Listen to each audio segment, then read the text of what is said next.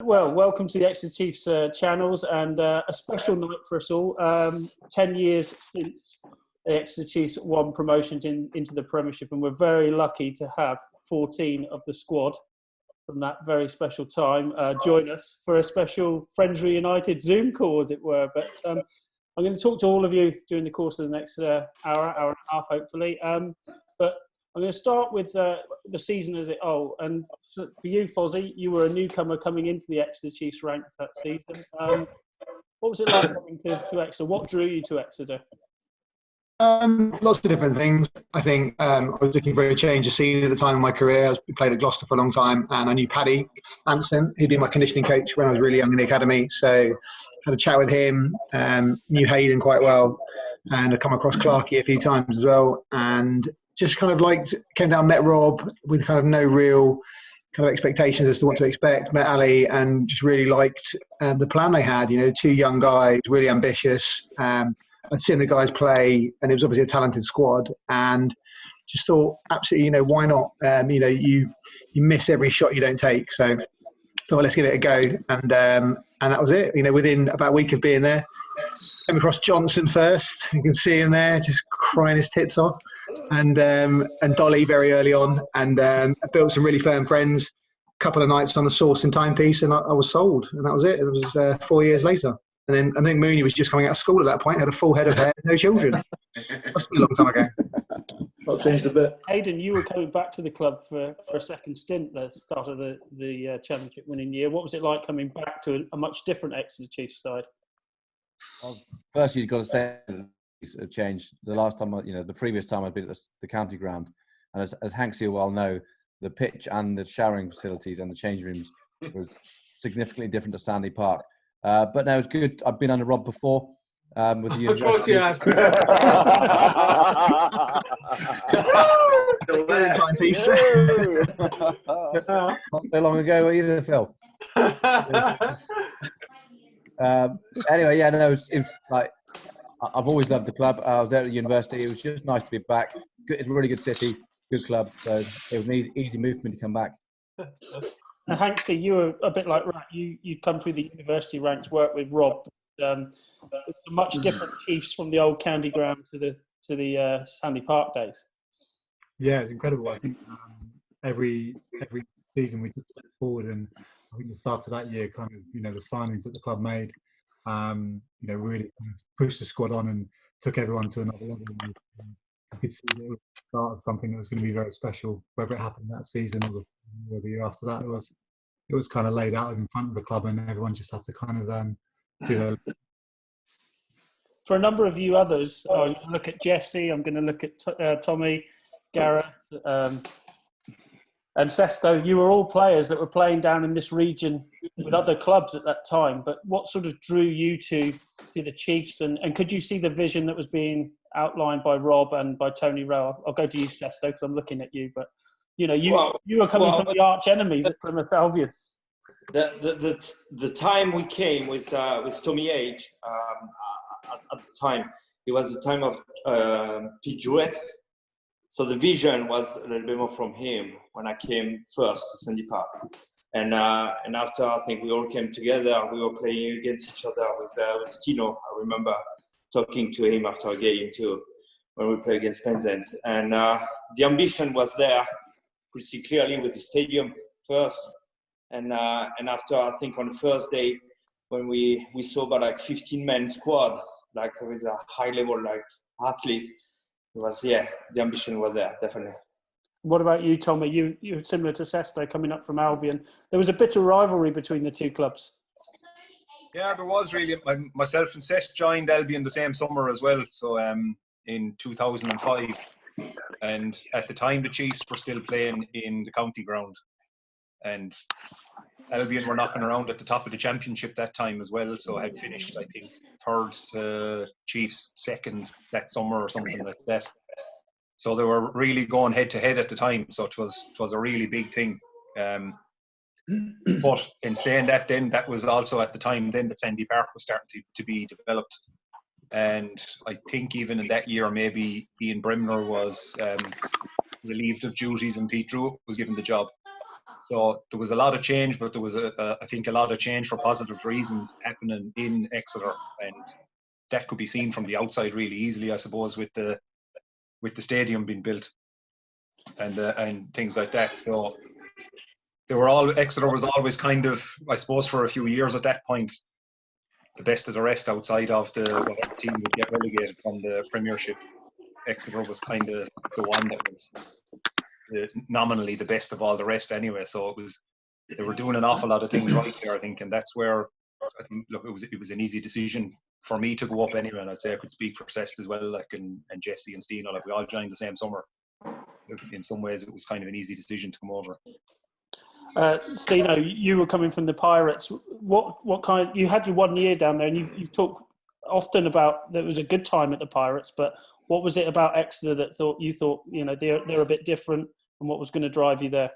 Well, I had obviously a few other issues whenever I was down at the Pirates. My father passing away, so I had quite a lot of not an ill feeling about the place, but it just was an opportunity to almost change that kind of mentality and go and try and do something different. When I came up to Exeter, there was an airport literally there. So again, you've got to take into account the timing of what was going on around me. I'd only been away from home for a couple of years at this point. My father had passed away. It was an opportunity for me to be within 2.5 hours of being at home. That was a personal sort of thing. But ultimately, when you looked at the actual club, you could see, like Tommy's just said there, and everyone else will say exactly the same thing. You could see that the club was going to go places, and we all wanted to be part of it. And when there's a club like that coming after you, you could see the vision was in the place. And look, don't get me wrong, I had a great time when I was in Cornwall, and they were absolutely fantastic to me in terms of the timing of what was going on in my life. But for me, I just needed to change. I needed to get out, and I was very fortunate that Exeter came in. Jesse, you were the same. Clarkey as well. I totally forgot that you were in Launceston as well at that time. It was good times for you down there. You rediscovered your form immensely down at Launceston, and got back into the radar of top coaches. Jesse. Yeah, I think a bit like sort of Stino. Obviously, I learnt my sort of trade down in the southwest, down at the Pirates, and then I went off to Wales, and then obviously with my injuries and stuff, Launceston was kind of like the club's kind of really push on from. And then I knew that Exeter was this giant dinosaur of a club that you could, that you wanted to be like attracted to and to be signed by. So I think for me, it was kind of like a real real easy decision. When I think like everybody, we came in, we everyone had the tour from Pete Druitt, and that vision was put out there straight away. So again, that kind of certainly helped with the decision, the vision of the club, the history of the club, to obviously what it's gone on to now. Moving it on though, for a number of you, you'd been in there under Pete Druitt, you got very close. The new season, that 2009-10 season, started with a trip to Moseley, which for a number of you was a bit different, wasn't it? Because the season before you'd played in a double header there. How much of the memories lingered on that, from that game into going into that first game? Rob talked a bit about it in the week to me. Anyone want to answer? Who remembers that game at Moseley? Yeah, look, there was a big hangover from it. I suppose it was ultimately, I think, Pete's undoing. Come the Monday morning, Tuesday, that's when the change started at the club. After that, it was unfortunate in some ways, but yeah, going back into the Moseley game, look, I think an awful lot of it was parked at that stage, to be honest, because I think the pre-season we had been through was kind of something special at that point. I think what we went through as a group that summer in 2009 really teed us up, and I think we had kind of started to just look forward at that stage. So yeah, maybe a little bit of a rueful smile, I suppose, when you see that Moseley was first up in the league, but I think we had bigger things on the horizon really for us at that stage. Clarkey, what do you remember of that 2009-10 season coming back? Because you'd been away, you played in the Premiership a bit. Yeah, I mean, obviously it was. I think my first memory is getting on the coach and us all having a bit of a bonding session on the back of that bus.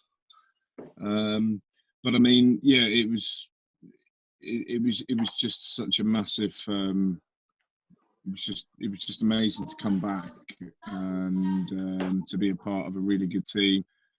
Everybody's just, so inviting. Everybody was so friendly, from the coaching staff.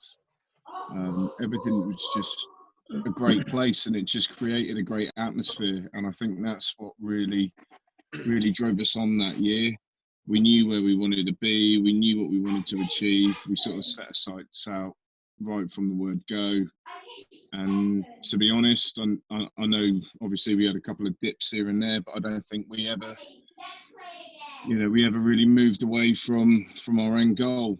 And ultimately, to get through to those two finals and then to actually do what we did on those two nights, to come away with a victory and then be in a Premiership. I mean, I'm obviously not a part of it now, but to watch the boys move on the last sort of 4, 5, 6 years, it's just phenomenal. And it's really nice to be able to say that you might have played a very small part of it, but equally it's just fantastic to just see a local club where we've all sort of played and participated to be doing so well. Sturgey, you were obviously come across from Connacht. Again, you were sold a vision of a club that were going to go places. Did you get that feeling at the start of 2009-10 that you were going to be the man? This was going to be the season. This was going to be the season. Man with the belly button. Yeah, definitely. Obviously, I came across after playing a year over in Connacht, and I kind of knew, like I say, everybody's pretty much said it. There was a year at that time. We've been in at Sandy Park for a year when I came across. So obviously, the boys established themselves there. When I first came in, I played 2 years in the old national one as it was before then. The third year, when like I say, you can see with the signings, and obviously Rob come into it, taken over from Pete, that you felt that this could be the year to sort of make that push, and definitely from that outset against Moseley, as we talked about, you can tell we put our marker down, and from then on, I think it was 12 or 13 games, we went unbeaten. And I'll maybe touch on it, but in those games we did lose. They had their strategy for us. So yeah, you can definitely see from the outset and in the pre-season. After the boys were up, I'm sure. I think we had Sale.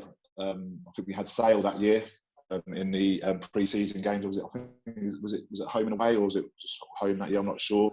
But you could tell then that we were Bristol. Wasn't it? No, at the pre-season game, I think we played Sale. Sail away. And you could Sail away there, yeah. And you can tell then we were ready to kind of mount a charge for the Premiership with the squad we put together, and we was kind of ready. The other couple of seasons, you could sort of see we wasn't quite there, and if we did, sort of we wouldn't have been ready. But I think that it was a definite.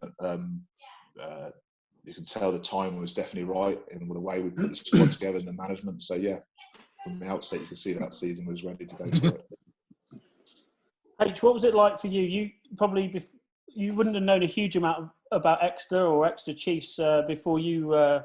I think you Calvisano, weren't you, before you come to us? But back home in New Zealand, we're probably a known force now. But these days, it's Exeter Chiefs are known, but back then they wouldn't have been known. What drew you to the club? Yeah, so it was the year before I came. I think Pete tried to get me to the club that year, but I ended up going to Italy and playing over there. And I was pretty much on the verge of going home back to New Zealand. And then that's when I think Pete got in touch with me again, and I came over and actually stayed at the lodge with Stino and Rennie and Alcott for the night. And they took me around the club for a visit, and I liked what I saw. Had a meeting with Pete, and Rob was sitting in the corner with his notepad, taking notes. He didn't say a word till maybe the last minute, and he chucked a couple of questions my way, and pretty good questions. I was a bit stumped, so seemed like a bright man. So I thought, oh, why not? I'll sign now. So rest is history, I guess. And TJ, you were also at the club before that 2009-10 season, but what was the general mood in the camp? You'd gone through pre-season and you start at Moseley. Was there a genuine feeling that it was going to be you and Bristol? Bristol were the favourites. They were coming down from the Premiership, but was there a genuine feeling that you could do something this year? Yeah, there was because also the structure of the league had changed by that point. The season before it was winner takes all. Whereas this year, it's the first year that we've gone into playoffs. So we knew I think the coaches had a plan. We had a little mini pre-season around Christmas, which was dreadful. But we basically got ourselves back fighting fit. And then we knew the coaches just had a good plan in place. We started training in the evenings with the run-up into the playoff finals and the semi-finals. So there was a lot of thought that gone into the season. We knew we had a good chance. We knew we didn't need to finish top of the pile first off. So yeah, it was good.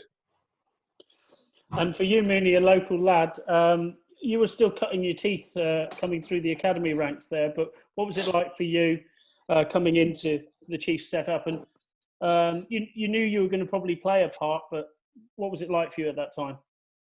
Yeah, I mean, I was just grateful to get on the pitch any time I could, to be honest. Obviously with Sturgeon, H and Budge and all that there was some kind of heavyweights in front of me, so game time was quite limited. So the time I did get on the pitch was always great fun. But it was just, obviously as you said, it was my junior club and it was all I've ever done. So you never really know the enormity, I guess, of a club until you hear from players who have been at other clubs and they tell you how good it really is. So I like to hear things like that from players who have gone and been at other clubs for a long time. It makes you realise like you've got something pretty special and to have that on your own doorstep. Yeah, pretty lucky really. Phil Dolman, you're the only man I've not spoken to so far, but you were Rob Baxter's first signing. Again, drawn to the club. We Macca's back as well. Oh, sorry, Macca. I'll come to Macca as well in a minute. Phil, you were Rob's first signing, but again, it's I'm not going to go over old ground. You're all saying similar things, but 13 games I think you went at the start of the season unbeaten. Did that give you the momentum and the confidence to think this could be a year? I think so. I think probably just looking around the squad and actually seeing blokes who are decent rugby players, decent lads, and kind of developing that belief that we were actually a decent enough squad to mount that challenge. And I think, you saw the results and so on and so forth. But yeah, it was tough. Like Mac is saying, it was tough. It was a tough year. I think I had 8 days off actually leaving the Dragons. I went on holiday for 8 days and came back to bloody Paddy Anston's fitness test as a slightly overweight Welshman. Tough days. Slightly. Took you a long time to stop being a sausage. Macca, last but Still is, mate. So there's a hint of definition coming out in him these days. You see sometimes. Gone. Lighting, definitely the lighting. Macca, last but no means least. Again, the club got off to a great start to the season, didn't they? And that set the tone for it. You were well positioned going into that period around Christmas time where you. The Pillsbury Doughboy. Where you actually Phil. ended up losing 3 games on the bounce. Little did many people know, but you boys were going through a pre-season period at that time. But to lose to Plymouth Albion, to lose to Bristol, 2 of your closest rivals, and then to lose to London Welsh, it didn't sit pretty with the fan base. But how did you players see that time? Yeah, it's really interesting, Steve. It's great to see you all, by the way. Some faces I haven't seen in a long time. Oh, Macca didn't even realise you were there. Steve, I watched your interview with Rob today, and kind of what occurred to me was how little I remembered of that year. So whenever you were talking about the 3 games, all I remember the Plymouth game was that I got my nose broke. I didn't remember that we lost it, and I don't remember going into that period of a couple of losses. And I don't really remember that much about the sort of mid-season, pre-season. Thanks for coming, Paul. It's great to have you. I'm glad it was a memorable year for you, Paul. Who's this fella again?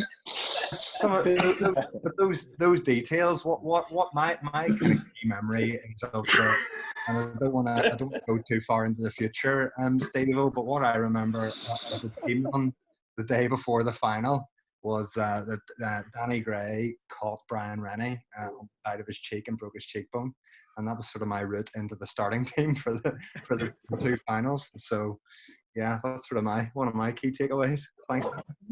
How much you paying? For all of you though, we had to dread the thought of Fozzie playing at full back then. Unfortunately, yeah, mate, two from two. You would have backed Dolly in the centre, all right, but Fozzie at full back. Christ. Exceptional kicking game. It was, just mate. put Yeah, your foot through the ball. Yeah, Rob just said if you catch the ball, just go very, very long with it. And Lee Robinson could work out which way was the kind of touchline of the dead ball on. So it kind of just exacerbated how Fozzie just pulls the driver out every time, like just boom, kick it as far as you can, no matter where it goes. Long stick, mate. Exactly, got to let it eat, mate. Got to let it eat. Just going back to that period around the Christmas time where you played Plymouth Albion. Rob was kicking. I remember because I was at the paper at the time, but Rob was really kicking off about the state of the pitch and it should never be played. Was that being the message coming back to you boys as players? You know, because this was the local derby, we didn't think huge we crowd would in. There was a huge crowd in. Was that message coming back to you boys that you didn't really fancy it, or did you want to get on and have a rumble with the local rivals? No, it wasn't that we didn't fancy it, but the pitch was bad that day. And then, as Rob said yesterday as well, it's concrete.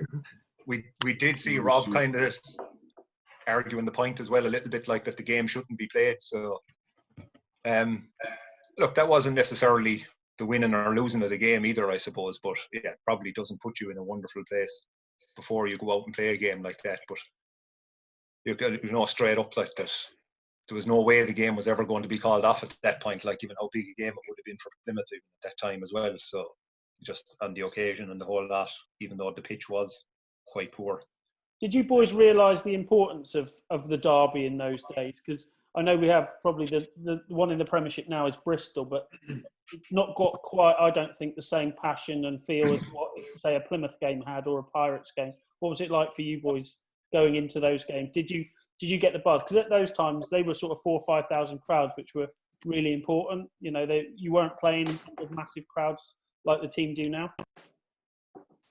I remember getting a lot of abuse whenever I actually had signed for Chiefs from a lot of Cornish Pirates supporters. So that's when I first probably realised that there might be something here. They kept talking about going over the water or whatever, and I was like, well, it's only up the road, like. So, yeah. Passing the team out, basically. Yeah, well, so like that's probably whenever I noticed it was probably a big rivalry. But again, I'm sure the other lads are probably saying the same. If the Plymouth lads are probably what they probably felt when they played against. I know what it was like whenever I went back and played against Cornish Pirates. I'm sure Jesse's the same. Whenever we played against old teams you play against, you get a bit of a buzz about it, don't you?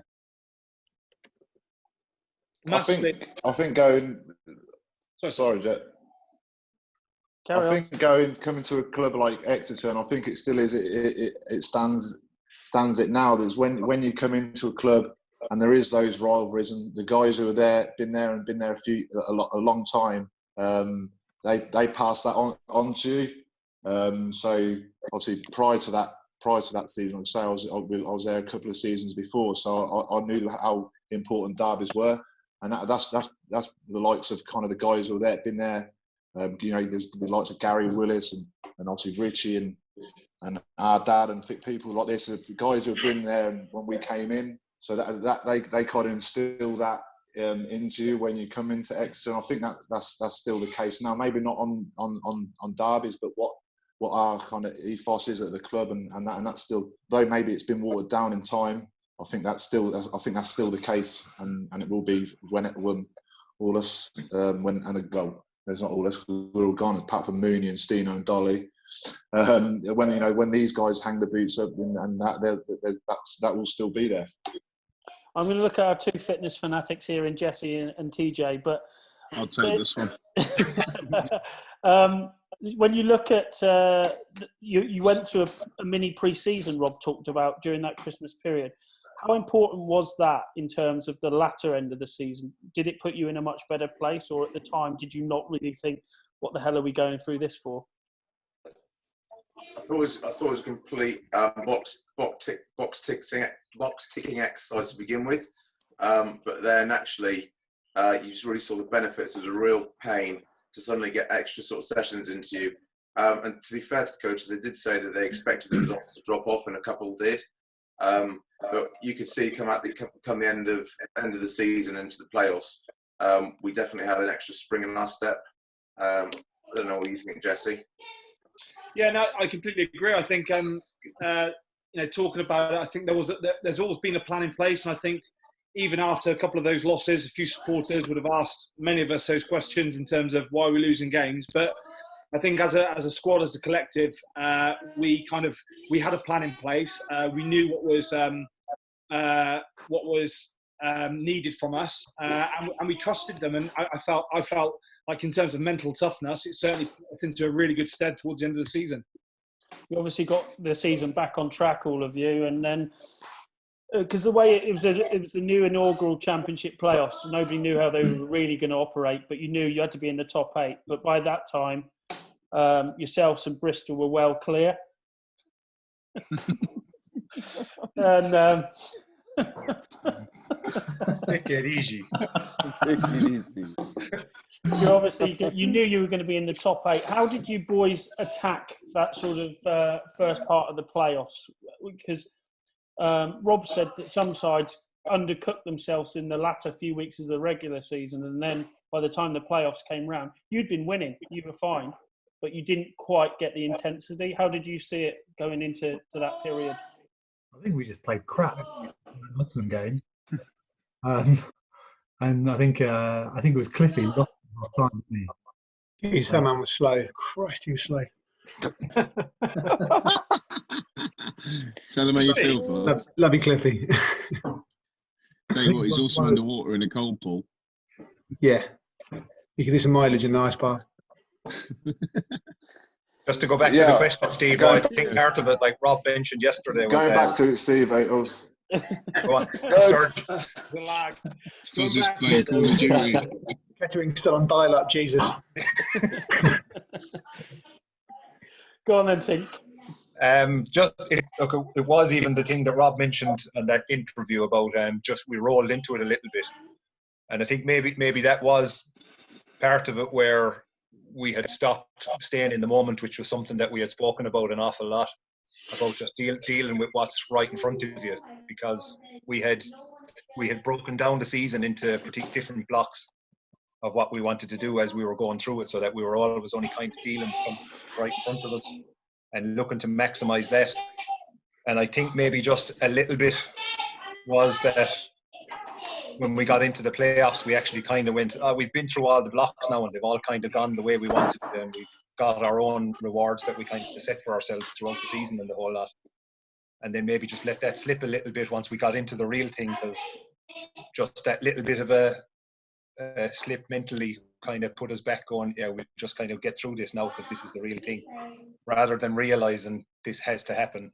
This is right now, it's right in front of us, now is the real business. And I think we managed to turn it around anyway, at least after that Nottingham game.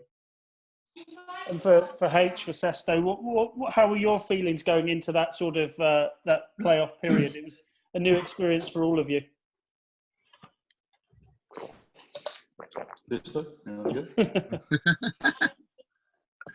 Sesto, you're on mute. You're on mute again. Mute yourself, Sesto. Still on mute, Sess. Still on mute, mate. Still on mute, mate. Come on, you can do it. There you go. But I think we were taking game one after each other every time. But I think the view and the goal was always to be in the semi-final at least. So I think even if we didn't play right, I think from my point of view, I think we were quite confident that we go through it.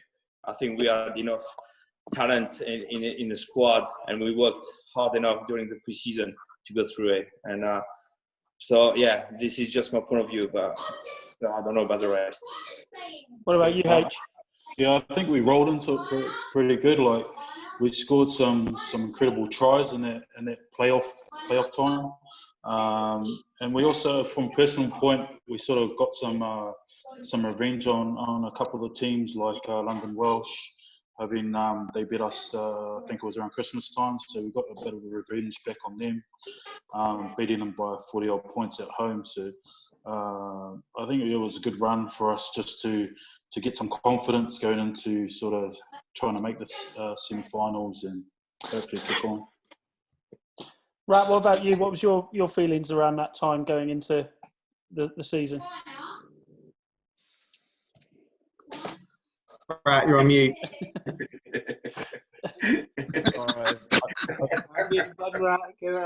I've been muting and unmuting because these kids are in the background. Whose kids are they? Everyone should mute for a second. I kind of, like Hanksy kind of summed it pretty well. I don't think we played well. I think we were shocked. I think we were going pretty well. And I think the other teams hit us. And I think it actually probably made us going through it. We kind of scrapped our way through it. And we probably peaked in that semi-final when we played, I think it was Bedford at home. But I just remember that as we moved through the playoffs, the intensity just increased, and that was in training. Like the amount of detail and the pressure we put on ourselves in training, you could just see that there was a squad of like 25 guys that just were intent on on winning. And I think it was just I know I've watched Rob's thing, and I think Danny Gray's kick away to Doncaster.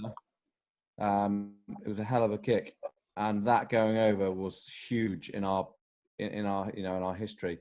It was a tough kick, and had we not gone over, it'd have been interesting to see where we'd been. I don't think we'd have got. Denny said after the match that he didn't realise that kick was to go ahead. He thought we were already in the lead. Well, there. Jesus. But hey, you want to say whether it really or not, it was a fantastic kick, and like I think our performances increased as we went through. We got shocked initially, but we got better and better. I didn't realise until Rob was telling me that there was quite a lot of beef with Nottingham with you guys, and that did that come across as players, or was that just something that the note that was left behind in the changing rooms, which Rob still, Rat better than anyone, it's by his desk that he looks at every day saying, "See you next year, boys." But was there that much beef with Nottingham?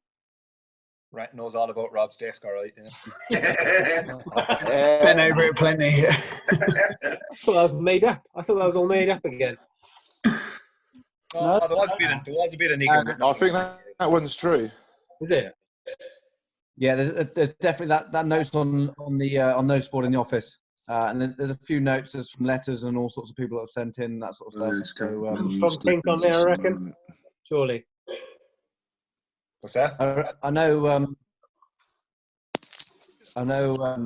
I think from a personal point of view, and I don't know what the others feel, is I know the commentary from the commentators post promotion saying that we'd never win a game.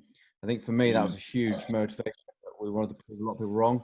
I think it was like I think it might be Ryan, Dean Ryan. Yeah. Martin Curry, was it?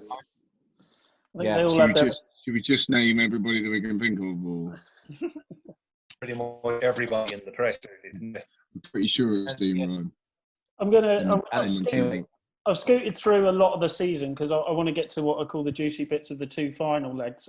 But one of the things that was also added in, and you guys can tell me a bit more about it, this was the thinking of Ali, and a lot of people don't realise some of his forward thinking. And one of those things was that he wanted you guys to train in the evenings, which was a whole new thing. What was the buy-in from you guys on that? Was it new? Did you understand the reasoning for it? I can remember that. No, I can remember that point. Yeah, so I can remember the rationale behind it. I can remember talking about your circadian rhythms and to get body clocks ready to perform at night time.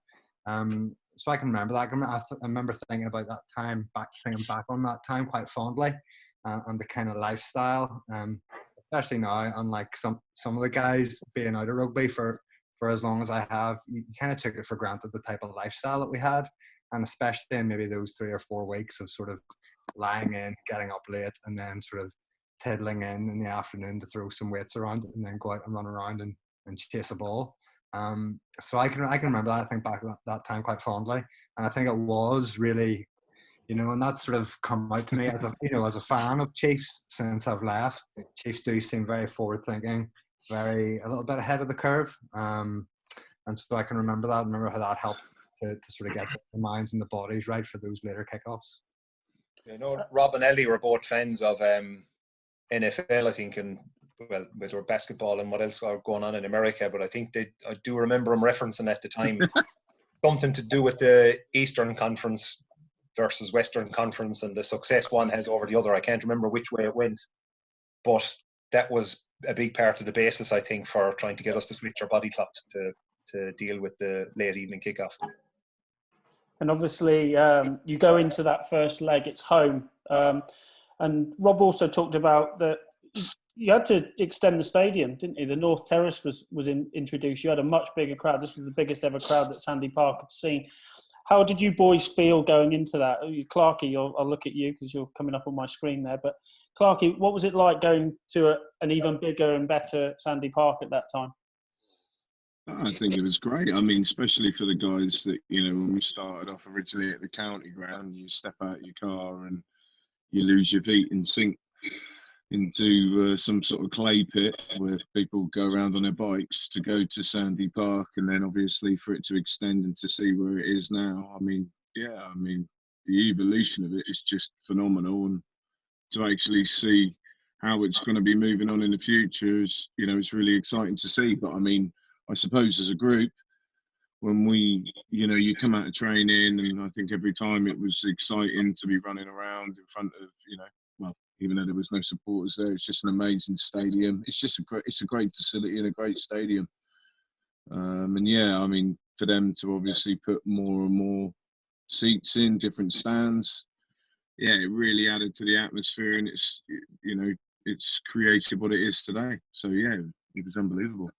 Foz, what was you'd played in the Premiership. You were one of a few players in the squad that had done it, but what was the mindset of you guys going into that semi-final? You knew what the riches were of the Premiership, but you obviously had to overcome Bristol. How did you guys look at that first leg in particular? Did you think, right, we've got to get a lead of any kind here, or we've got to go for it? It's honestly, if I look back, it's really hard for me to explain and to kind of pick a specific strain of a mindset that we had going into it. I think this was just a really good collection of guys. At this point, it was like it's a really, really tight group of friends, both on and off the pitch. And it was, not just the players, but their families, wives, kids. Everyone was very, very close. So it got to a point where guys were just laying down their bodies and their lives for each other week in, week out. And that was just the mindset that it was. And so it just became kind of like business as usual. It was, everyone kind of had the ultimate goal in the back of their minds, but as I think Tommy alluded to earlier, it was never about anything further than, the 6 inches in front of your face.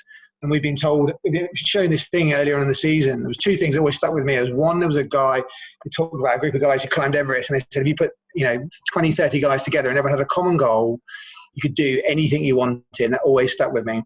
And the other one was about this guy who ran an Ironman. He had a quadriplegic son.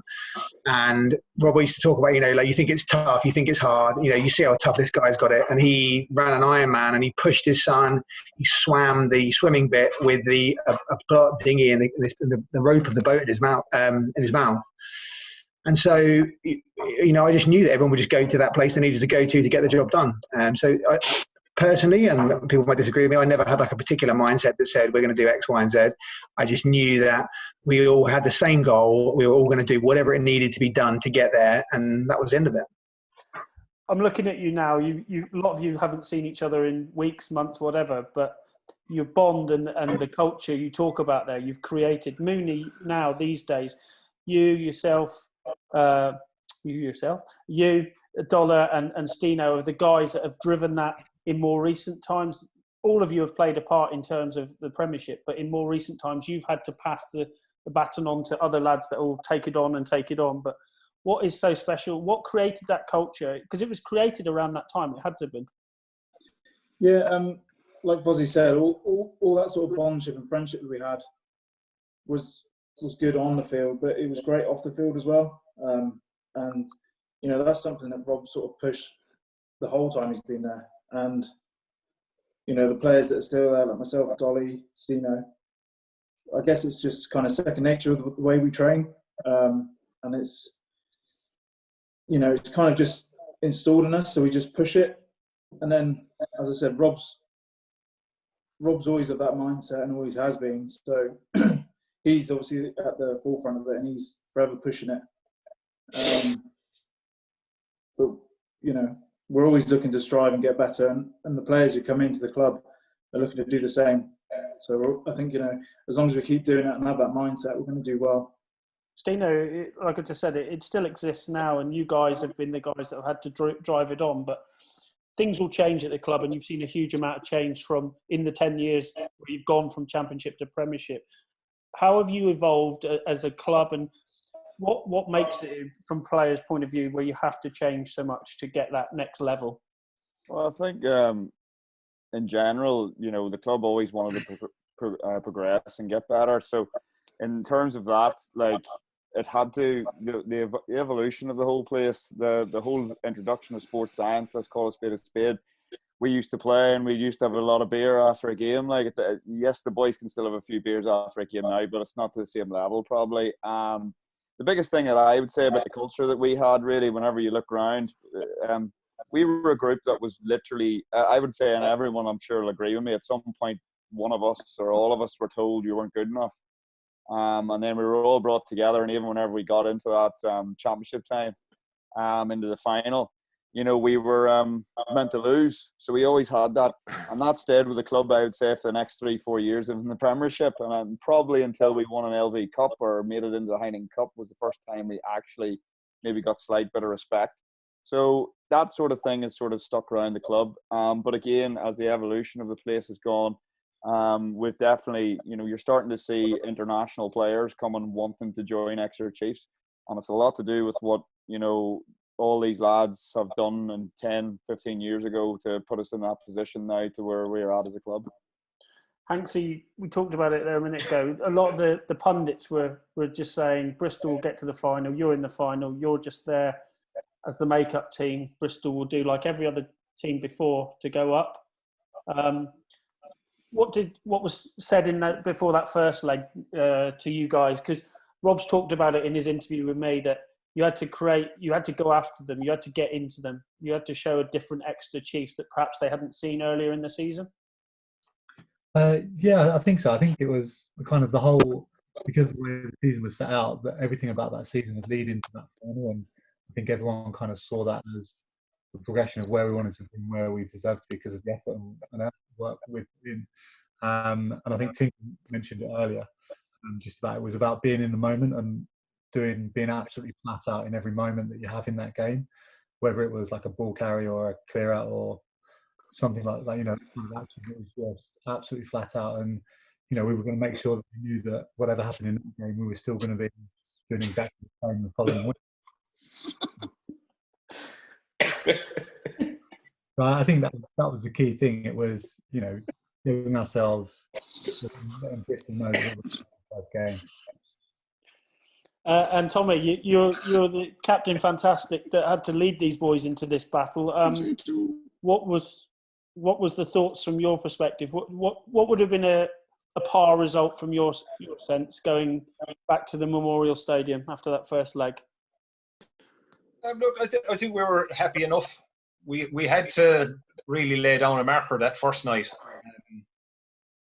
because things had I suppose the narrative to start talking negatively about our chances was probably just a little bit easy at that stage because of we had played Bristol in Bristol earlier on in the year and given them a good beating, but then they had come down and flipped that straight back on us at our place around Christmas time. So they had put that right, and then we had the couple of they finished a few points ahead of us in the round robin stage of the league. So again, that was right, this is Bristol's to lose, and then we had a few hiccups in the playoff stages before we got to the semi-final, and Bristol didn't. So it was still it was all Bristol, and And they had bullied us a little bit in the home game around Christmas, the game in Sandy Park. But something that we had done to them up in their place, but we didn't seem to have a huge amount of credit for that externally. So we knew we had that in us, in fairness, and that was probably as much what the first night was about. And we had spoken, I think, definitely a few times anyway that week, that no matter what happens on the night in Sandy Park, we're only at half time in a 160-minute match. So we went out there and yeah, we did go after them, and there was a few times that I've no doubt Stino would have kicked the penalties, but we did go to the corner because we wanted to go after them and just wear them down as much as possible. And I do also remember, Clarkey, I think it was, you were talking to someone from Bristol during the week. Well, and again, this might be something that whether you made it up or not, but I remember you saying that a few of their older fellas in their team were saying they were absolutely wrecked after that match in Sandy Park because we had just gone after them so much, like, and how physical the match was. And that's something that I've remembered, and I took belief out of that as well anyway, that going up there, because I still felt good physically, like I didn't feel absolutely knackered, like that match had taken anything out of us or anything. So I felt good just coming out of that side of it on the way up to Memorial. Clarkey, Rob talked about the lineouts in particular, that after the first leg, you completely changed your lineout setups, whereas Bristol had been doing the same all season, and they generally came away from Sandy Park thinking they'd done all right with their lineouts. Yeah, I think, I mean, to be honest, it's something I think it doesn't matter where we are with it now. Where I think Exeter always been, they take a lot of pride in the line out anyway. And when you've got people like Tommy, to be fair, and Hanksy, they make it a lot easier for you. And as much as I hate to say it, the big salmon in TJ, he's an absolute joy to throw to. And so I think, to be honest, it all came down to all the work that these guys did beforehand, and you know, especially Hazy, Rob, and Hanksy. You know, they would spend a lot of time doing analysis, looking at different options, and basically, yeah, it would make it a lot easier for me to be able to throw it to them. So yeah, I wouldn't want to take any credit for him. It would definitely be Hazy and Hanksy, and probably TJ, because he was amazing. We're giving the forwards and the lineouts plenty of mention here. What about from the backs perspective, Phil? What was your take after the first semi-final, or first leg of the final? MOM, mate. Yeah, I was bloody wet. I don't know. It was weird. I find it. I'm like Macca. I find it hard to think back and remember those times. But yeah, the evening training sessions was weird. And just getting our head around actually having a newborn was probably taking over my brain at the time. So I was just kind of riding the wave a bit, and luckily the boys were producing. And I just kind of slotted in at 12 and did a bit. I can remember that first game being really, like you said, Hazy. I can remember it being really attritional, really, going forward up front. And I think it was towards the end of the game, Dolly. I think we were probably winning 9-6 at the time, and you made a bit of a break up through the middle. And I can remember that being the sort of only sort of highlight of the game, perhaps, for the purists. I remember it being a really hard fought game. I remember. Just the type of game I get an MOM in that, Yeah. A chunky centre, like. No centre of gravity. So it was just curvy. 9-6 after that first leg. I remember. Sorry, Steve. I remember it was strange. It was strange after the game. Obviously,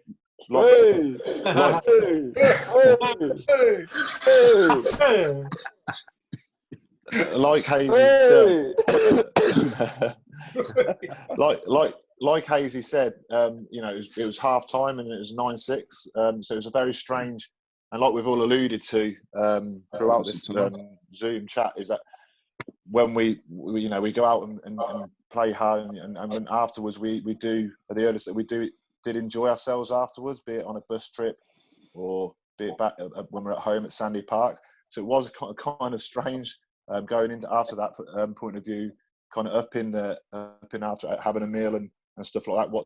What do we do now? Because usually it'd be kind of having drinks with the fans and chatting and support and going out probably all together as that. Maybe some did. I remember actually speaking to Ali after the game up in the bar, kind of, what do we do now? And I think he actually said, do what you usually do. So I think I did. And I think the majority did. So, but I think I did. Say it was story. What are you talking about? But no, it was a very strange, and the first time a lot of us had been in that situation where after a game it wasn't done.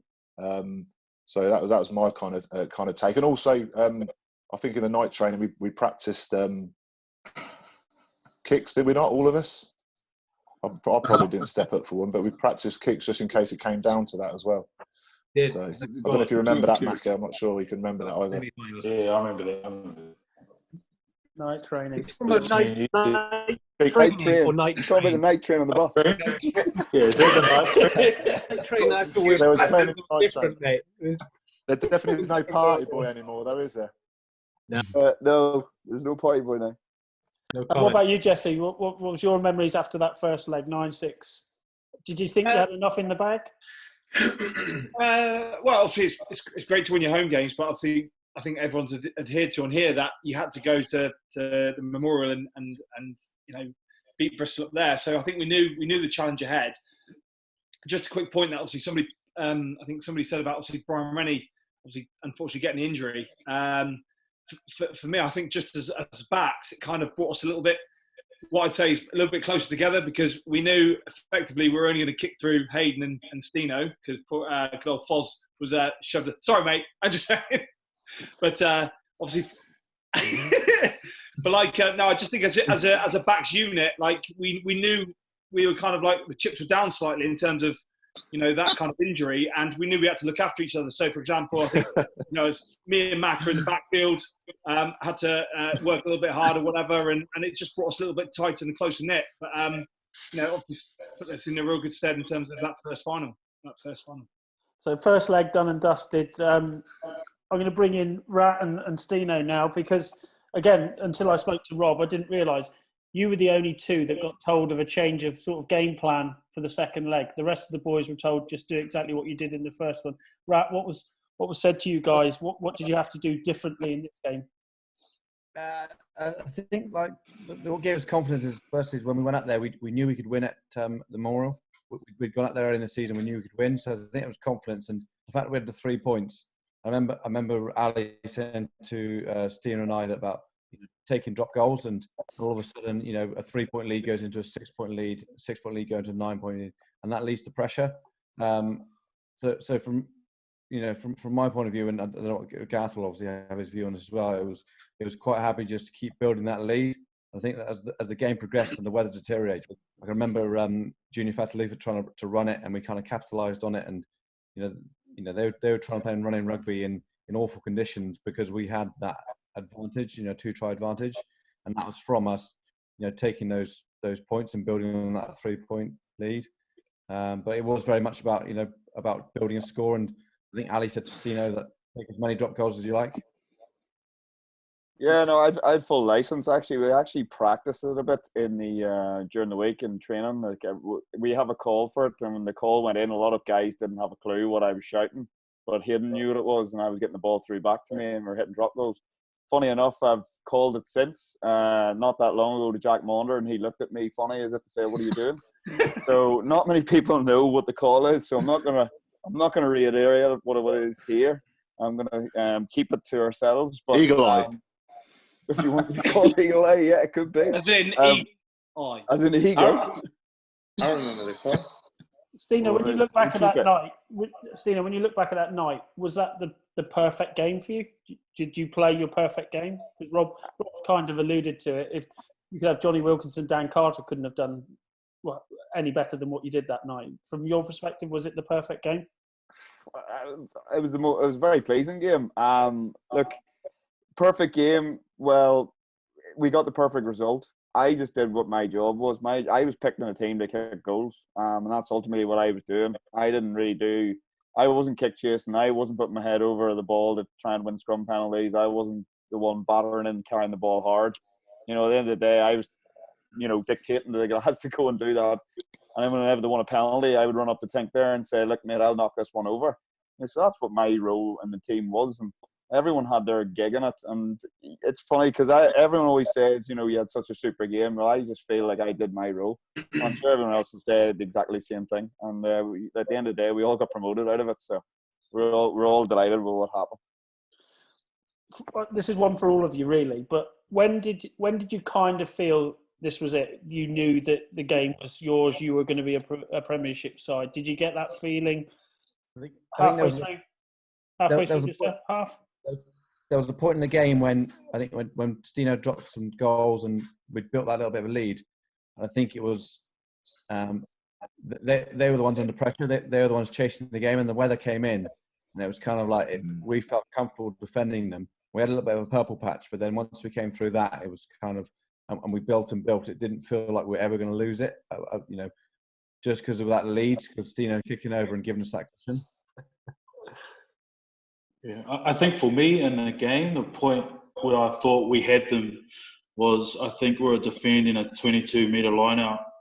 And I think because we've done so much work on their line-out during the week, I think we stole one of their balls. And then just seeing their faces and all their heads drop after that, sort of they had nothing left to answer with. So I think we still had another 10 or so minutes left. But after that, I knew we pretty much had them, yeah. There was a moment that I can remember where Jarvis hits a kick and he hits the post and it bounces off, and I think Nicky bangs it upfield and we kick chase. Yeah, he bangs up the field. Well, yeah, someone else kicked the for a change, and we got up the field. We got a great tackle in, and we got a penalty. And I remember thinking of having this. It was a long distance kick, and I remember thinking if I can knock this one over, we've got this. And I think that was a big swing in the game too. I think it was about 15 minutes to go. And you could sort of see that we got a bit more confidence as the game, with 15 to go, and we were kind of feeling good. We kind of got away from them a bit more as well. And obviously with Simon's try, I think we ended up, we have a play, and we still sort of have it where you go from side to side, side to side. And then after about 15, 16 bangs at side to side, Sturgis made a break. Where the hell he's managed to do that in the 79th minute? Yes, that's right. Sturgis made the bust, which has allowed, Simon to get that try, which ultimately got us through. But it almost just felt like it was like 6 minutes to go. We were just trying to run the clock down. But I think we were pretty comfortable at that stage anyway. Was the conversion the last kick of the game? Yeah, I missed that one. Yeah. I think also, I think like I say, being at we're obviously all know the fans were fantastic and played a massive part. And I think as the game grew, you could suddenly start hearing our fans, and you kind of knew that we were then getting on top, and that they played a massive part in silencing. Obviously, silencing the Bristol fans, and you could tell then. But realistically, for myself, I didn't think we even to that last kick of I didn't really know what the timings or anything. And even on that last kick, I think there was some fans actually run on the pitch there. And I remember sort of we was telling them to get off, and I didn't even know that at that point Stino's conversion was going to be the last play of the game. And then obviously the massive sort of kind of relief really, and then the euphoria came into it. But like I say, the crowd played a massive part as we kept on putting the pressure and banging over Stino banging over the kicks. I think the crowd kind of came into it then as well, and really pushed us on to the end. Sesto, what were your memories of that last sort of 10, 15 minutes of the game? You were in a great position, but... Well, yeah, it's amazing the fact I could not remember exactly the game, but listening to Stino, I remember now kicking this ball, sorry. And so, yes, for me, I think he was more built up. I think more in the second half, having Stino kicking the game, and we were very confident. And I think after maybe 10, 15 minutes in second half, I pretty much knew that we were going to win this game. And obviously after the last try, obviously we knew about this, but I think it was more like confident things. And like listening to H, I didn't remember that. but I'm sure this was a point in the game which just built us as a confidence to just say, yeah, we're going to win this game. Because I think we have done so much analysis and we knew our strengths and we knew that how good we could be at this time of the game and how well prepared we were. So I think it was all mixed up to what this win. I'm going to talk to the boys that are currently at the squad now, like Mooney, Dollar and Stina. Words that get used a lot: trust, honesty. But the coaches weren't exactly truthful with you on that night, and you were sold a line about some champagne bottles. How much did that get under people's skin in the changing room? Did you think that was a lack of respect on Bristol's part, or were you not really bothered? Didn't remember that. I remember that. I remember that. One was right. I remember that. I also remember the promise of bonuses if we won the game as Yeah, well. you see that one. I missed that one. Hey, didn't you get bonus? Yeah, but I missed half hearing it. time. I missed hearing it, but they got the bonus, but I missed hearing it. I think I gave away a penalty after about 20 seconds. The half-time one was far better. One at half time or ring through. Yeah, half rang through more because that was a money grabber. The champagne one, I was afterwards. Could we have the champagne? I was like, yeah. I genuinely believed when Robert Ali said that, I was 100% believed him and probably put fuel on the fire. And me too. Yeah. Yeah. I'm desperate. I think some lads actually asked, "Can you slide down and get the bottles off them?" Didn't they? That was me. You off down there waiting? I don't know if it's a lie or not. No point in it going to waste. Point going to waste. Good point. Yeah. Dead right there. Dead As right. skipper, Tommy, how did that sit with you? Did you not think that was respectful, or again were you in the moment and focused? No, look, there was obviously some bit. I think it just tied in with the narrative that I was talking about earlier on about us just being underdogs and being written off anyway. And I suppose it kind of just, it was easy, I suppose, for it to kind of fall in with the way things were going because it was Bristol's to lose, and that was it. Like that was all the external chat that was coming. So for them to say that to us, I suppose it was an easy thing to believe. I do vaguely recall it, all right, to be honest, but it's not something that would have changed my thinking a huge amount at that stage, I suppose, because I think I was already kind of in the mode of having to go there to try and prove ourselves again and just kind of earn that bit more respect and show that we've got a lot more substance about us than people are really giving us.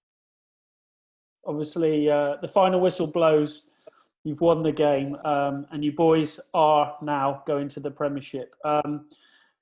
It was absolutely teeming with rain, but what was the emotions going through? I'm going to go through you individually here. What were the emotions going through you? You know, Relief. that was unbelievable. Was it relief? Was it? Yeah. At that point, it was just relief because it was there for the taking. Like we had a shot. There was no reason why we shouldn't have won that.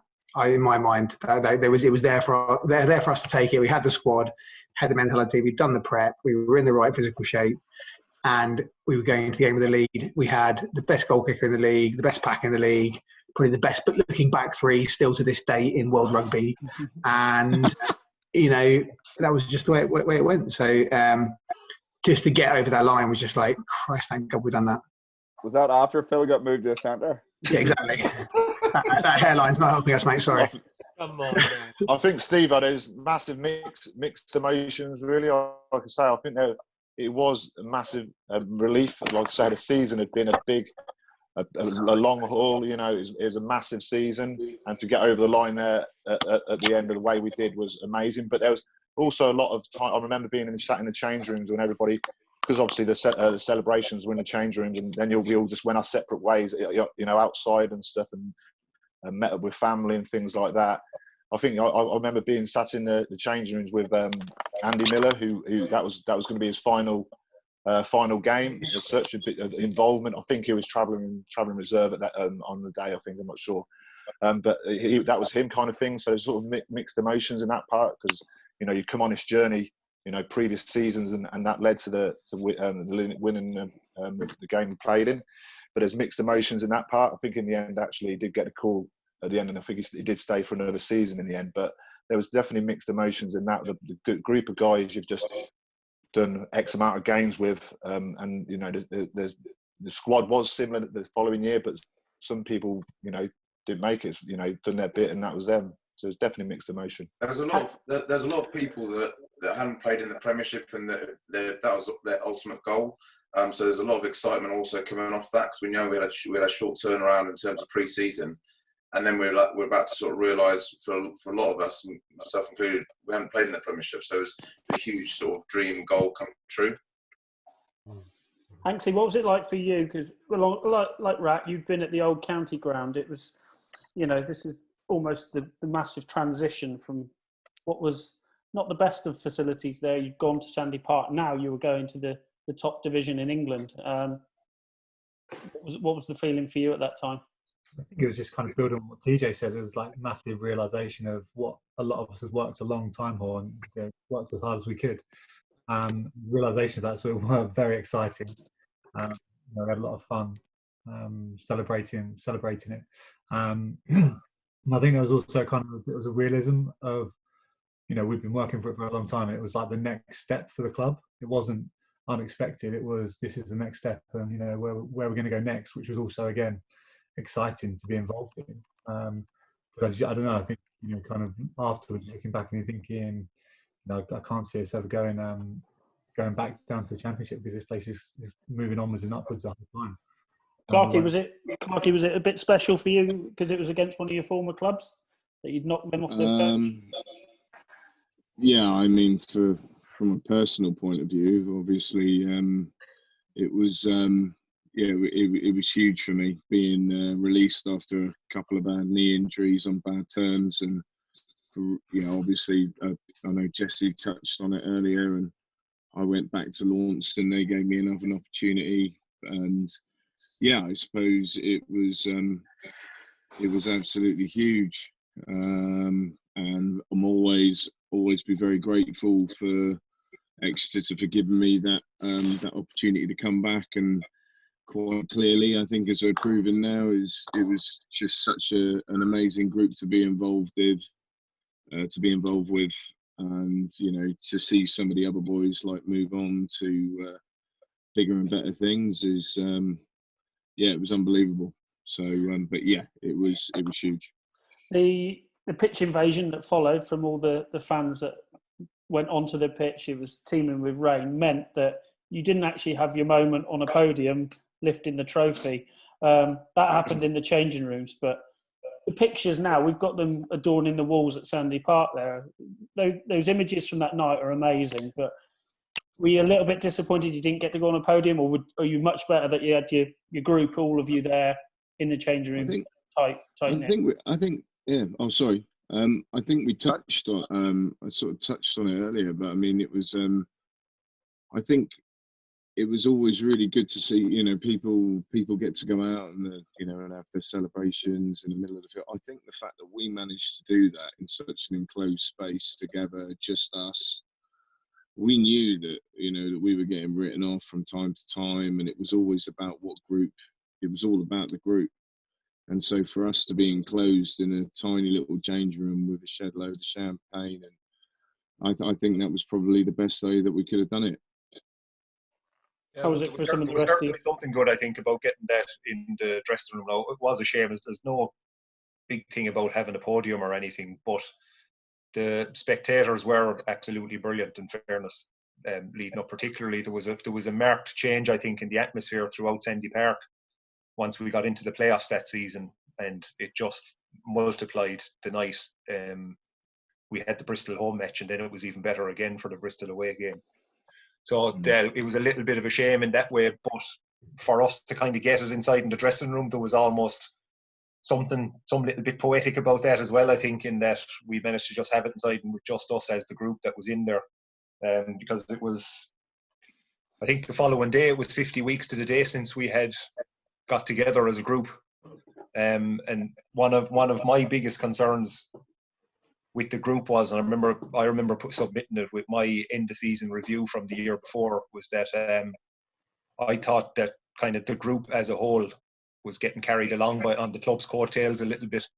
and that we didn't realise as a group of players how much responsibility we had to actually make the Chiefs get over the line.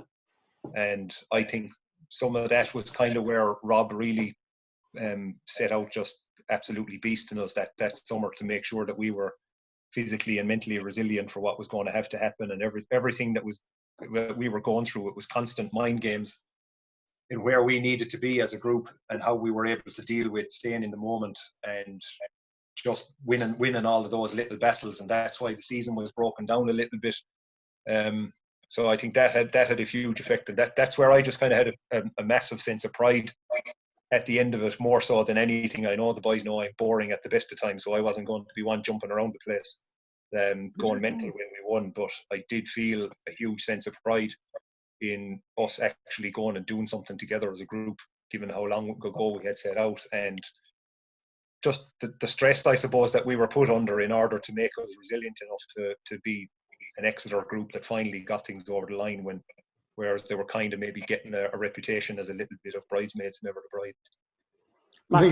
Mako, I know you've heard Rob's interview that I did with him, but he said after you got promoted and you had such a quick turnaround, I think it was like 6 weeks from that game to going into the Premiership.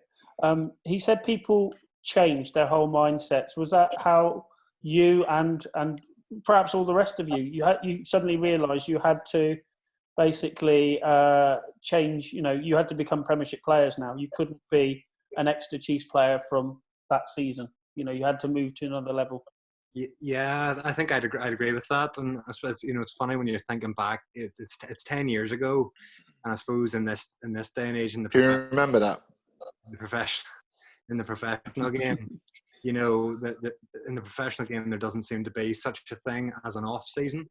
It seems like people keep them. I don't know if that's 100% right, but people seem to keep themselves in great shape. And I can remember coming back for that pre-season 2010-11. And guys have been working hard in advance of pre-season to arrive at pre-season ready to hit the ground running, and that was a bit of a shift. Something I hadn't really seen. Not fuzzy, someone says. Pre-season. Was that the year you got married, Macker?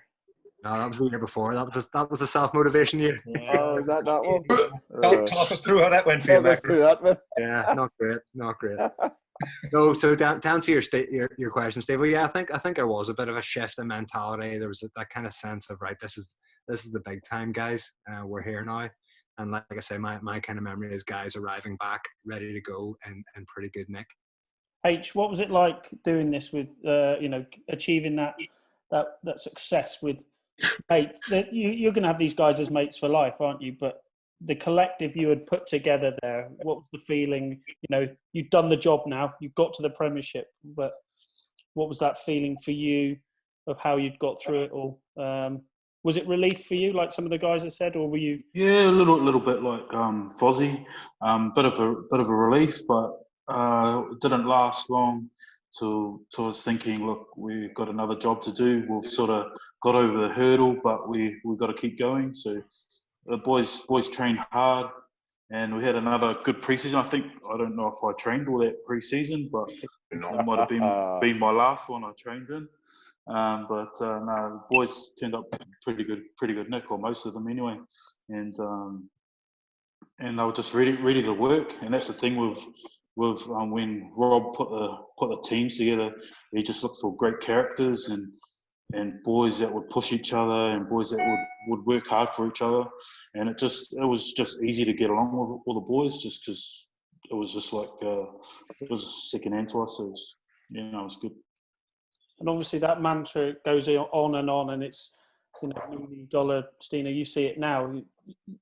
The hard work element of it all is still very much the Chiefs' go-to work ethic, isn't it? That's the number one ingredient you've got to have. You've got to be a good bloke as well. Rob won't go out and sign a superstar if he doesn't think they're going to fit into the makeup. But this group was a special group, wasn't it? Me? Anyone? Yeah, mate. This, for me, this was the most special group, really, because we're the guys that started the journey. Really, it's great to be part of it. There's like a real good mix of enjoying ourselves off the pitch as well as working hard on it. And I think that was the greatest thing for me, is we had, every bus trip was memorable. Every kind of away trip was fantastic, and yet we still produced it. So it was hard to do it, but we got there in the end, and long may it continue. I think it's still in the game of rugby now. And to you all, really, the fact that the coaches trusted you to be the guys that would lead the Premiership, lead the team into the Premiership. They had to bring in a couple of new faces, and we saw Jason Schumacher and Sorelli and Junior Polo and people like that come into that little bit of bigger game experience. But for you guys as a collective, you were going in to the Premiership as the same group, but maybe different players. Is that a fair point? Yeah, I think Fozzie touched on it really. That we kind of already had the making, and like I say, I'll go back to that pre-season game, and at the start of that year, we knew that we were kind of Premiership side in waiting as such. And then when we had the pre-season going into that first Premiership season, it wasn't much. You look around the change room, like I say, the makeup of the squad wasn't much difference. So we kind of knew that the ethos and the camaraderie, well, easy to say, was there, and we just kind of built on it that pre-season.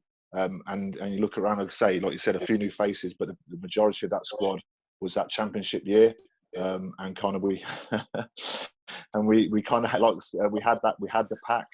We know we could mix it with the best.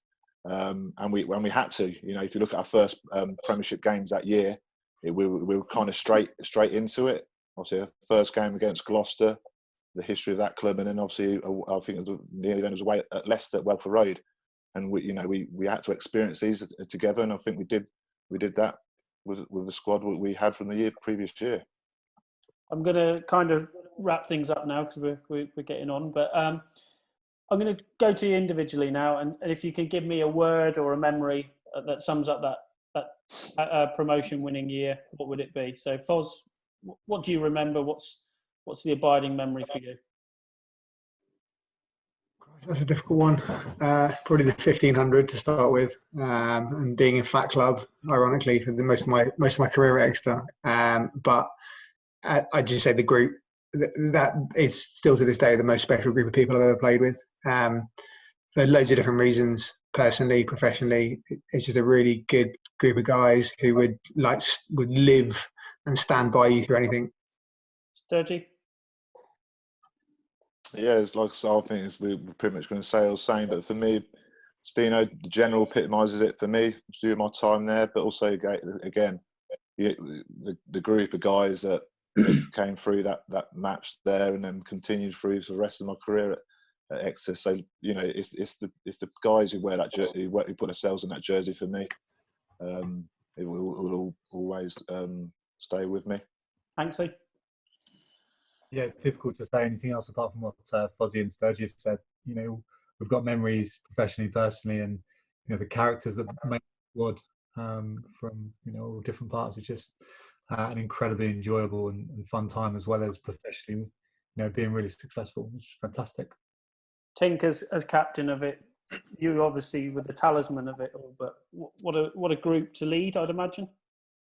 Yeah, in fairness, it was actually fairly easy because I've actually thought about that in other times as well, like in terms of teams that have captained and stuff as well. But one of the easiest part about being captain is when you don't actually have to captain fellas a lot, and when you have a bunch of fellas that we had around that day, like there was a lot of guys experiencing, albeit even in championship rugby or whatever, but it wasn't a particularly young side. There were a few young fellas in it and everything, but on average we weren't particularly young. So like Richie Baxter didn't need to be led around the field, James Gaisbrook didn't need to be led, like any of the boys here, like there wasn't really much that you had a huge amount to do in terms of trying to keep fellas on task or anything like that. So it was an easy enough group to captain in that sense, if you like. In terms of memories or what I've taken out of it, I think it's still just the sense of pride that I felt earlier on, that I mentioned earlier on after winning it, and the lessons and learnings that there are from that, in terms of we set out and found, even though you should always maintain a growth mindset, we found a winning formula that year, like, and we just refused to let anything knock us off our stride, really. And there are big lessons to take out of that, and that's not just in terms of what we did on the field and the rugby side of it, and technically and the whole lot, but that was just as a group of fellas who really enjoyed each other's company and enjoyed going to work every day, essentially, and drove each other on to keep getting better and better every day. TJ, what about you? You know, because that was the start of, well, a big start of what took you on to even bigger things with international recognition and really starring in the Premiership. But that year in particular, was that a stepping stone or a significant stepping stone for you? Yeah, very much so. I think it just comes back to sort of pride, and very proud to have been able to be part of that huge history for a very good club, and obviously to play with the boys that are on here and the boys that aren't on here. People like Si Alcott, like, there's memories that you have in individuals that will last you a lifetime. And I think probably that pride actually grows the longer you're out of the game, and the more you realise how much it means to you and how much you potentially miss it, and what you achieved. You don't necessarily realise it in the moment. And from just without blowing too much smoke up Tommy's backside, it was great to have a really, really, people talk about a good captain, and Tommy was a fantastic captain because you knew he had your back, even as players, making sure that he'd speak up to the coaches and that kind of thing. And he wasn't maybe the most physically gifted person, the slowest number 8 I've ever known. But he was a very good captain, and a very, very important reason why we ended up playing and staying up in the Premiership. Macca, since you've left, I know you come back every whip and flip for like a former players' day and that, but how much do you miss those times of that year in particular? Oh, yeah, totally. You know, it's a shame it takes things like this to kind of relight the fire a bit, or remind you. Okay, my word, it was a privilege. You know, it's just a privilege to be part of it, and something I'm really proud of. And privilege, the shared experience and the shared joy. I can remember the final whistle. Nick, I think we were the closest people to each other, and I can just remember just a big embrace. And you said, you know, I've been wanting this for 5 years or something, and so just to share that, and that's where rugby is brilliant. You know, some people felt vindicated, some people felt relieved, some people just felt full of joy, and so all that sort of shared experience. So I suppose being out of the game now, that's what I kind of realise I miss the most. Jesse, you got to live the Premiership dream from that night, though, and you still live down literally on the doorstep of the club. But what's your abiding memories of that season, and what do you take, you know, from that whole night, if it were? I think one word, sort of like, for me, just to epitomise that whole season, was like unforgettable. So an unforgettable group of fellas, as Tommy and Mark has just said. You know the characters, unforgettable group of characters, unforgettable support staff, and I just think, you know, what they did at that time was they brought all of these players together, and I haven't seen a team do it since, but they brought a group of players together that have wanted to achieve exactly the same goal. You know, the players that came down from the Prem that wanted to get back in the Prem. And those players that have never played Premiership rugby but wanted to play Premiership rugby. And I think when you get that kind of catalyst of people together in one squad, you know, you start to become a bit of a machine. So I think an unforgettable year, but obviously then pushes on the club into the Premiership years and what Stino, Dolly and Mooney are doing. Mooney, you know the importance of a squad player from more recent years than that, but that was kind of a bit of a role that you had to play. Sturge held most of the game time ahead of you that year, but you know, that was your stepping stone. That was your sort of breakthrough area where you started to make a name for yourself. What do you remember? And, you know, still being part of that squad must have been pretty special. Yeah, it was very special. It was a very enjoyable year. I think the biggest thing is, I'm very grateful for, you know, the guys who've gone before, not just this group, but like the players before that who've sort of led the path.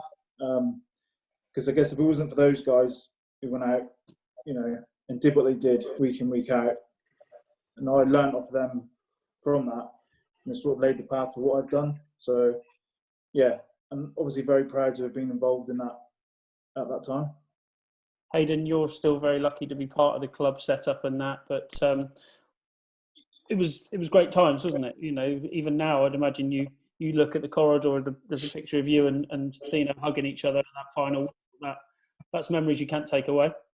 Yeah, I think everyone said this, but I think the biggest thing for me was just be privileged to be a part of it, and then just to echo what everyone says again is just proud of what we achieved. And Tinker said it earlier that there was 50 weeks work that went into that, and it was just like-minded individuals all wanted to achieve, all really hungry to achieve, and you can just look back for the rest of our lives of a huge amount of pride of what we achieved. Like I say, and you get to see it every day when you walk through the corridor, but yeah, it's hard work we put in. It's the foundation to the club. Dollar, 10 years on from that night, you've you're so old. You better unmute yourself as well. But Dolly, 10 years on from that night, it's been a hell of a journey for you. But that was the start of it, wasn't it? Yeah, mate. Yeah, it was good fun. I think that was my kind of main memory from that year, was having a load of fun along the way, and we just enjoyed every minute of it. And the 3-4 days after the final, we certainly did enjoy that as well. So, it was a great, fantastic year to be part of, and we might never see that replicated ever again. If they lock off the league, things like that just don't happen. So, we were very lucky. Sester, it's a similar question to what I've been asking the rest of the boys, but you were one of the most emotional players I ever saw on a rugby pitch. But and again, the picture on the referee's door at the club just sums it up perfectly. But these were great times. Yeah, I'm just going to keep it short. I think for me it was a fantastic human journey. I think we shared so many things during this season. I think we can be proud to be part of that, and I think it will stay forever. Hopefully we'll meet up again in 10 years' time to celebrate the 20 years. But I think in 2 words, for me, it would be a perfect season. Just to resume what happened, I think the mini pre-season in between, everything's happening. I think the planning was just perfect, and we ended up with the perfect results. So I think for me, the perfect season always been in my head, and sometimes I talk about it at the school where I am, to just explain that sometime when you plan things, it can happen, and it's a good success. H, you've been gone a few years now, but Exeter is still kind of a home from you, isn't it? And it's built around the year that led into the Premiership in particular, I'd imagine. Yeah, 100%. It's just a skip across the pond, but I've been back a few times for a couple of the boys' weddings and whatnot. But yeah, it was just privileged to be part of a special group of lads, and memories I'll hold to the day I die.